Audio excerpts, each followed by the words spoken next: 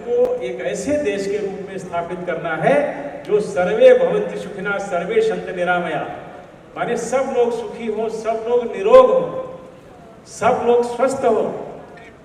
और उसके साथ साथ ये कहा था कि हम एक देश, एक व्यक्ति के रूप में, एक परिवार के रूप में भले जाने जाते हैं, लेकिन भारत की संस्कृति कहती है 4000 वर्ष पहले एक ग्रंथ हितोपदेश लिखा गया था, जिसमें पंडित नारायण शर्मा ने उस समय कहा था कि हमारा देश वसुधैव कुटुंबकम की भावना से काम करेगा और हमारा जो स्लोगन होगा, जो ध्येय वाक्य होगा, वो ये होगा कि धर्म की जय हो, अधर्म का नाश हो, प्राणियों में सद्भावना हो और विश्व का कल्याण।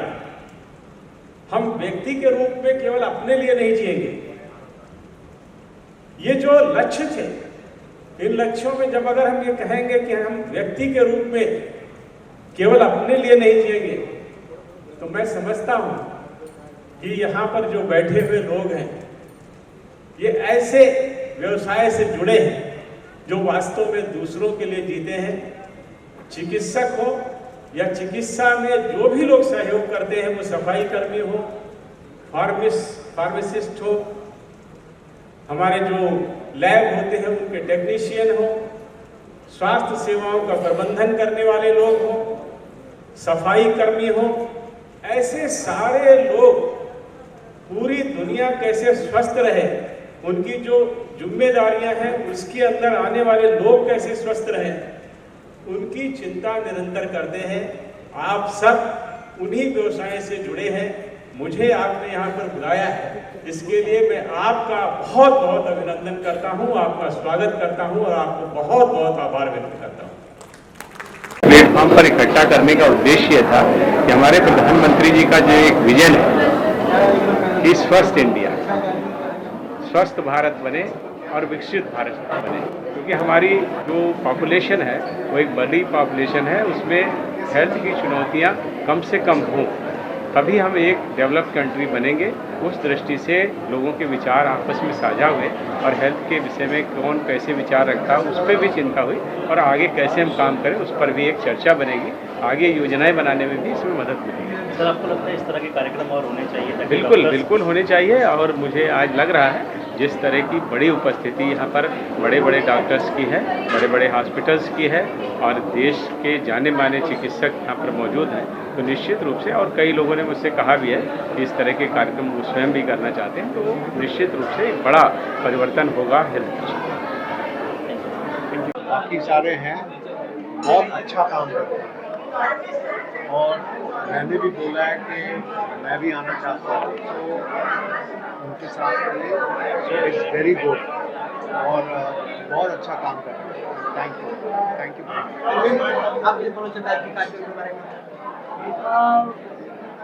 ये हाइफा हम लोगों ने इसलिए ऑर्गेनाइज किया है क्योंकि we wanted to appreciate and encourage, हम लोग इनकरेज करना चाहते थे जितने भी मेडिकल प्रोफेशनल हैं हमारे बॉम्बे में, हमारे नर्सेज हैं, डॉक्टर्स हैं, वार्ड बॉयज़ हैं, कंपाउंडर्स हैं, हॉस्पिटल स्टाफ, और ये कोविड के दौरान जितना भी सबने संघर्ष किया है, जितनी साथ में मिल के, ये एक initiative, this is the reason we took this initiative because we thought this is the first time. लोग बाकी सब तरह के अवार्ड करते हैं, फैशन शोज करते हैं, सब करते हैं, हम लोग डॉक्टर्स को और मेडिकल प्रोफेशनल्स को इनकरेज करना चाहते थे, सो दैट। देखो, first of all this is a unique programme. Yeah, this is a unique program. This has been conducted after a lot of thought process. Mr. Vishwajit Mandal जो है वो doctor है and it is his brainchild. Now first time somebody who is an ambulance driver, who is actually a ward boy, such people are getting felicitated here. No program has even given anybody doctors. लेकिन doctors को देते देते nurse को भूल जाते हैं, ward boy को भूल जाते हैं और उसके साथ साथ एम्बुलेंस का जो ड्राइवर है जो आपको इमरजेंसी में भगाता है और टाइमली पहुंचाता है। तो ये एक रिकग्निशन हम लोग जो किए हैं, ये बहुत छोटा सा कदम है, but we are going to continue this now for all at every place in India wherever it is possible. Thank you. Santosh ji, क्या कहना चाहेंगे, किस तरह का अनुभव रहा यहाँ पर आना और हाइफा में आप आए हुए, किस तरह का अनुभव रहा आपका?